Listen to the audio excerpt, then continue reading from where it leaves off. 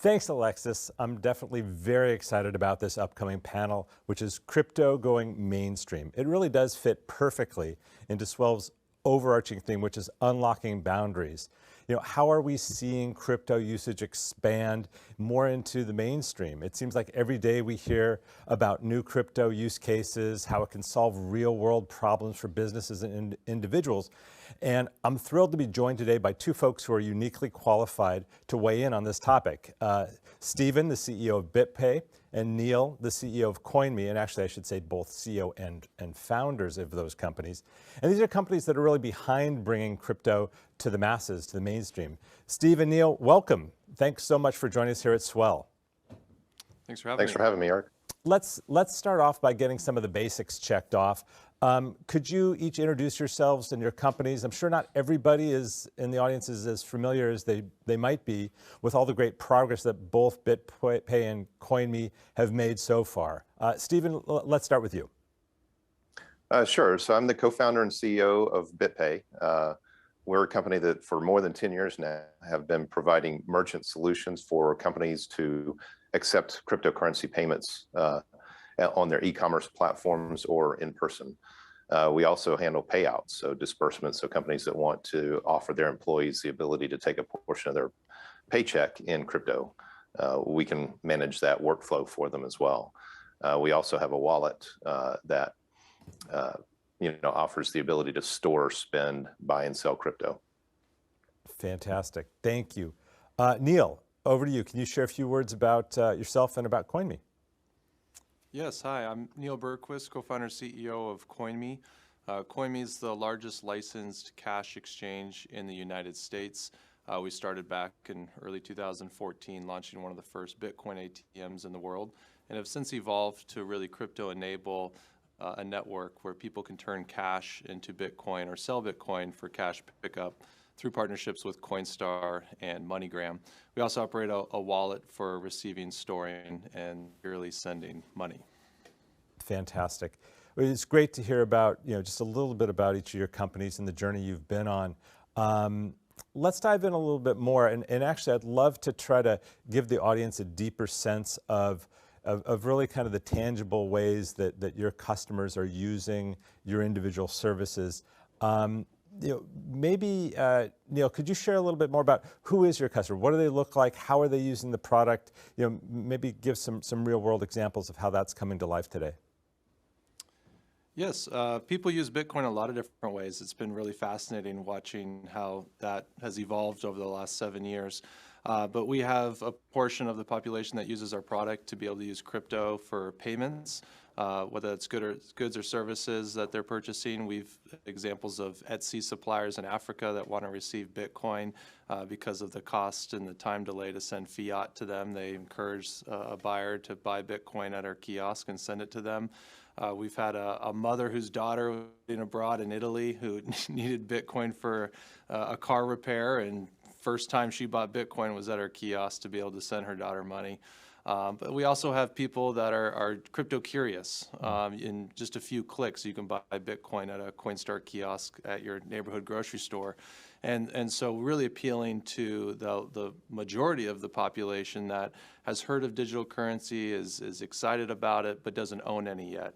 And here's a really safe and easy way for them to be able to buy Bitcoin, get exposure to it, and see it more as a store of value. So really the medium of exchange and the store of value personas are using our product. Yeah, I mean, that's fantastic. It's really taking some of the mystery out of cryptocurrency and making it that much more accessible. I mean, Stephen, you're kind of on a different end of the transaction, if you will. Maybe dive a little bit more into your customers and how they are using BitPay. Yeah, our customers span pretty much all industries. We have good traction within certain segments, but pretty much if you need to accept a payment and you want to enable your customers to pay with crypto, we have customers in that industry, and so a lot of we support, for our merchants, we support over 90 wallets, so 90 different apps for payment on our platform. So pretty much any cryptocurrency app and some non-cryptocurrency apps for payment that our merchants can take advantage of. And we also partner with the companies to help them market and sell their products and services and raise awareness really among people that have cryptocurrency. And for the consumer, the person that has cryptocurrency in a wallet, we just offer a really convenient way to tap into that wealth and for you to buy things with it rather than have to move it to an exchange, sell it, and withdraw it to a bank. And instead, you can just make your purchases directly from your wallet. That's fantastic. I mean, really removing some of the friction that's been challenging for folks to get familiar with, and again, see practical uses with crypto. Hugely helpful. You each have been on this journey for a while. As you think about the last several years, certainly the world has become more aware of crypto and the things it can do. How have you seen that evolve? Perhaps your target customers or the people that are taking advantage of the great services that you each provide. I'll start with you, Stephen. Sorry, was that me? Or yes, Neil? Stephen. Sorry. Yeah, it's very exciting. As you see these waves of adoption and prices rising, more and more people are, jumping in and buying crypto and experimenting with it. So I think now around the world, probably the number's probably north of 100 million people that now have crypto, and so it's really exciting. The level of interest now and just the number of people and really this new demographic, it tends to skew younger, more technology savvy people. But for a lot of our customers, that's a very important demographic. And now, it's getting to a point where we see companies like Verifone now who have like 40% of the world's point of sale terminals, enabling their customers to be able to accept crypto at the point of sale and in person. So I think there will very, very soon, the day will come where people just accept to be able to pay or expect to be able to pay with cryptocurrency or a blockchain enabled wallet as much as they expect to be able to pay with MasterCard and Visa. Yeah. Yeah. Neil, any thoughts from you in terms of how you've seen things change in terms of the customers that are using CoinMe? Yeah, when we launched the first licensed Bitcoin ATM in the U.S. back then, Bitcoin was about $450, and people were still mining at home or in the garage. And so actually a good portion of our customers were people mining Bitcoin and then going to the kiosk to pick up cash. That really isn't practical anymore, as mining is now at an industrial scale. And so that customer segment isn't using the product anymore because you can't really mine at home like you used to.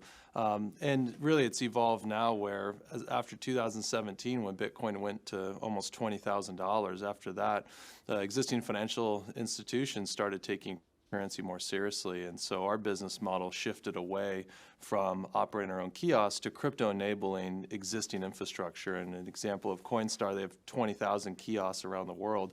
We'd much rather crypto enable those kiosks than deploy our own hardware and infrastructure. And so our customer as a company in that B2B to C model has really evolved to working through these partnerships in order to get scale much faster. Totally. Actually, I'd love to maybe dive in a little bit more there. Certainly, if we're really talking about bringing this new technology and crypto to the masses, it needs leverage. It's hard for small companies to have that reach. And I know both of you have, over the last several, frankly, months, announced some pretty significant and exciting new partnerships that I think are going to help propel the acceptance and the visibility of crypto to more and more people. I'd love to hear how that went. Some of these are more, maybe, I don't want to say old school, but more established companies that are now looking to you, each of your companies to help expose crypto to their customers. Stephen, you mentioned Verifone recently. Maybe share a little bit more about the nature of that partnership and what that's going to mean and how that's going to really increase exposure for BitPay and the benefits you deliver. Yeah, over the years, we've anticipated that the day will come where in-person retail payments will expect to be able to pay in crypto. And so, for years now, we've been really working out and ironing out the user experience for an in-person payment and making sure it's a great end-to-end workflow that you can handle refunds and everything. And so the partnership with Verifone, makes it so that any customer of Verifone, maybe with a software upgrade to their terminal, but if they're already on the latest version of Verifone, they can just basically activate and turn on crypto payment acceptance, and it from the back end, from a workflow perspective, it looks like every other payment type. But the customers walking into the store now have the option to pay in, Bitcoin, XRP, and a dozen other cryptocurrencies.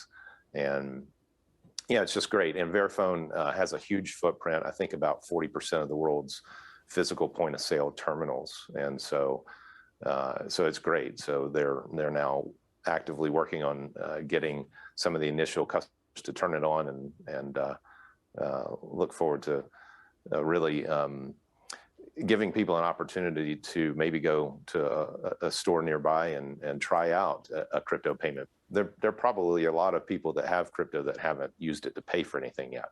Right. So that'll be exciting, and definitely looking forward to that. It's what a great partnership. And Neil, I mean, you recently, I mean, there was some news about CoinMe and a large U.S. retailer that came up recently. Maybe you could share a little bit more about that. Yeah, I mean, through the partnership with Coinstar, they've been in many of these retailers for several decades. But as part of that, we actually educate retailers, and specifically grocers, around Bitcoin and the value proposition for it and how we can offer that in a regulated, safe, and compliant way. And as they become familiar with it and comfortable with it as a result of the education, they're happy to support it. And we recently announced that we're doing a pilot with Walmart, which is the largest retail grocer in the U.S. So we're running that for a few months, and hopefully all goes well, and we can roll it out broadly across the U.S. But kudos to Coinstar for really taking on the education baton. I mean, Bitcoin's confusing. The headlines are misleading. You really need to understand the underlying technology and the reg tech that gets implemented. And once you do that, which we've done over the last few years, we're now pleased to say that the largest grocers in the U.S. are now partnered with Coinstar and CoinMe to be able to offer the sale of Bitcoin in their stores. That's exciting. So I guess for both of you, I mean, these are significant needle-moving partnerships. Would this have been possible 2 or 3 years ago, just in terms of the willingness of large established companies like a Vodafone, like a Walmart, to kind of be associated with crypto? It was still unknown.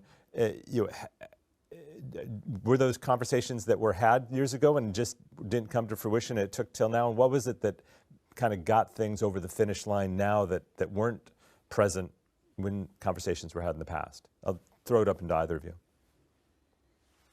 Well, I think a few years ago, so these conversations take years, right? And many of the companies, many of our direct merchant customers, as well as partners, Verifone, we've been talking to them for a long time, and sometimes it takes 2 or 3 years, and a lot of work and a lot of building of sort of mutual trust there to make these things happen. But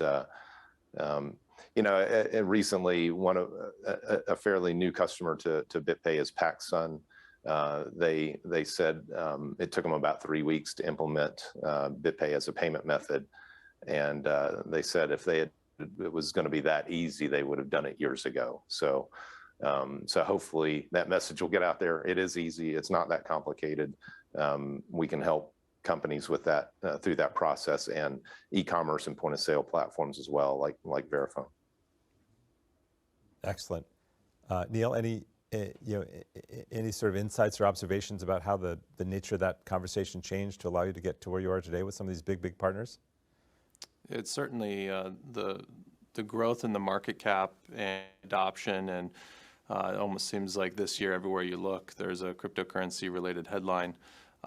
companies are eager to be crypto enabled, and for us it's really accelerated a lot of our partnership discussions, and we've developed an API that can crypto enable any kiosk, point of sale device, cashier, website, mobile app, and really for us that is the future.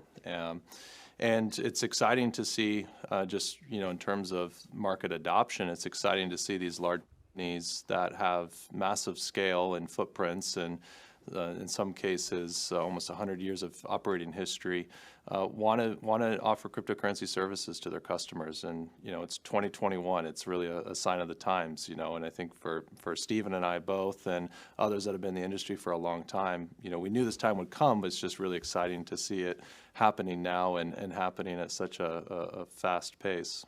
Yeah, without a doubt. And I mean, credit to both of you. You've been at this for years, and with the belief and obviously improving your product and building that trust, as you mentioned, Stephen, that allowed you to get to this point. So, kudos to both of you. Really impressive. I mean, as we look a little bit forward, I think people are still getting familiar. There's still a little bit of experimentation going on. I mean, you're working to bring crypto to the masses. Do you see a point of time in the future where people are using cryptocurrency to really interact and transact for day-to-day? I mean, will people go and buy a cup of coffee at Starbucks using crypto? And if so, is that something that's happening next year? Is that happening, 5 years out? You guys have your finger on the pulse. We'd be curious to hear what you're seeing from your vantage point. Well, that's certainly our thesis at BitPay. So our goal is to build the best platform for managing the workflow of an end-to-end payment. And so, yeah, absolutely. Blockchains are a new kind of database, and I think they're going to be applied to all kinds of use cases, payments being one obvious one. Mm-hmm. So yes, you will pay for your Starbucks with crypto at some point. Neil, from your side, and just in terms of adoption and sort of it hitting that next level of embrace by the general public? I think it's happening more than maybe we recognize. I mean, people are already buying a Starbucks coffee with crypto. The partnership already and people are using it as a medium of exchange. They're using it as a store of value. It's just incredible seeing the adoption. I think latest surveys are saying we're close to 20% ownership in the United States, just under 2% globally.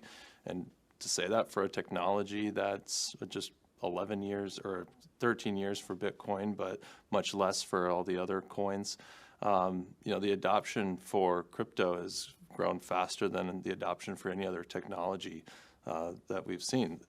That's amazing.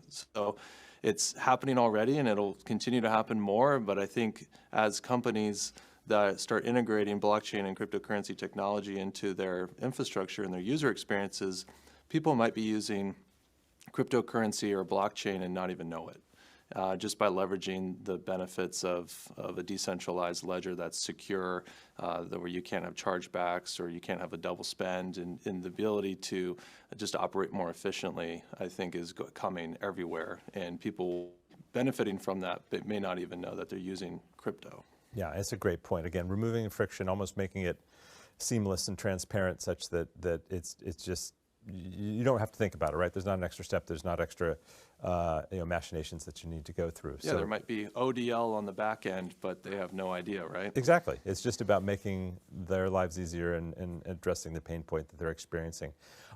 We touched a little bit on international. Certainly, from Ripple's perspective, we've had a strong focus on cross-border payments and how to facilitate that. How have you seen these trends in your business? Are there different levels of engagement or pace of adoption when you look at different geographies around the world? Again, I'll start with you, Stephen.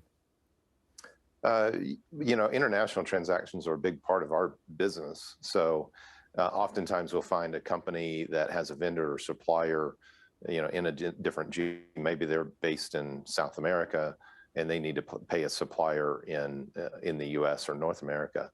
And they'll find that a cryptocurrency payment is far more efficient and cost effective than many of their other options. And so that's driving a lot of adoption. So businesses, B2B transactions, international, is an important component of our business. And it's interesting because Bitcoin was, for the first time in history, where people had the ability to move money directly, person to person or point to point, globally, wherever they have internet access, and not have to involve counterparties in that transaction.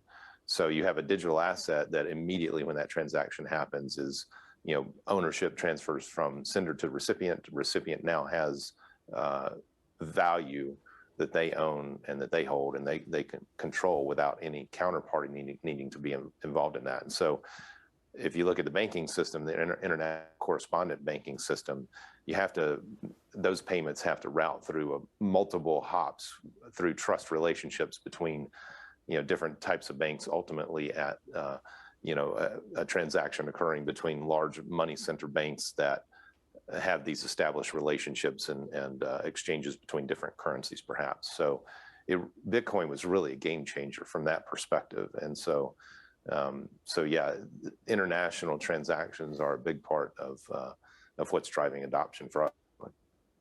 We're seeing the same thing. How about, Neil, I know you've seen sort of that remittance use case has been something when we were chatting earlier that you cited folks are leveraging the CoinMe technology for. Any other thoughts on what you're seeing there?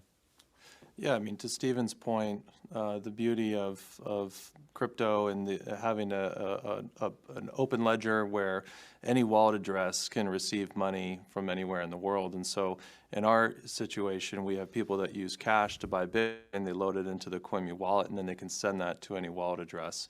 And so our international activity is really people sending on-chain transactions to wallets that are abroad. As a company, we're working hard to build the infrastructure to go live in Latin America specifically. After some surveying, we launched a new initiative called cryptoliteracy.org that is really focused on educating the public about cryptocurrency and blockchain technology.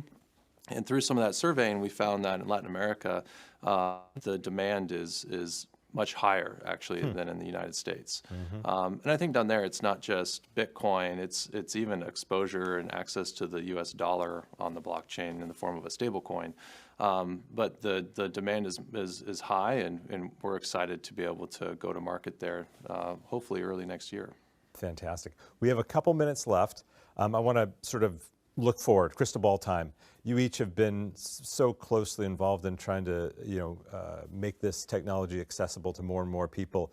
What's the next step? What do you see on the horizon that's going to take it to the next level and broaden adoption that much more? Neil, I'll let you start and then pass it over quickly to Stephen. Yeah, for us, it's really evolving beyond Bitcoin. If you just look at some of the data, the Bitcoin is now a much smaller portion of the trading volume across the ecosystem, and so we're deploying multi-coin functionality across locations and within the wallet. So we're very excited about that. Adding additional payment types, we have real-time payments now with ACH that we'll be deploying, the ability to use a debit card, and so different on-ramps and off-ramps. And then, like I was saying earlier, international Latin America is a really exciting frontier. And being able to provide on-ramps and off-ramps there to be able to move in and out of cryptocurrency so that people can use cryptocurrencies as a store of value, as a medium of exchange, as a method for payment, and start living a multi-currency life. That's what we believe is the macro trend here. In the U.S., we all live, for the most part, in the dollar. But crypto has really awoken the public to living in a multi-currency life. And for example, in Argentina, that's already very common to try to not just have all your money in the Argentinian peso.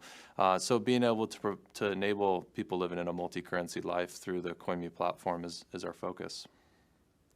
Awesome. Stephen. Yeah, I would look to the younger generation. At BitPay, we've always been tried to go after those use cases, like with companies that provide video games and in-game economies and whatnot. And I think really when you think about it, kids a lot of times can't get bank accounts. So having a wallet with cryptocurrency in it gives them an opportunity to participate in the economy without where they may have been sort of blocked out previously.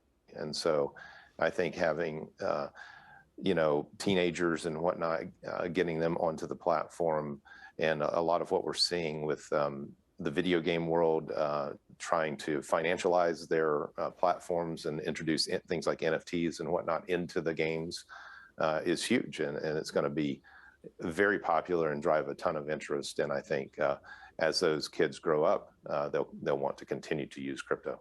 Absolutely. Well, incredible the progress that you both have made, and it's just, in our short conversation, you can see tangibly how crypto is indeed hitting the mainstream, hitting the masses, and there's tons more to go.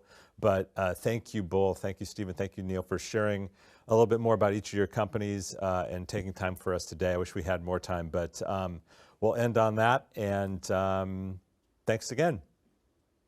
Great, thank you, Eric. Thank you.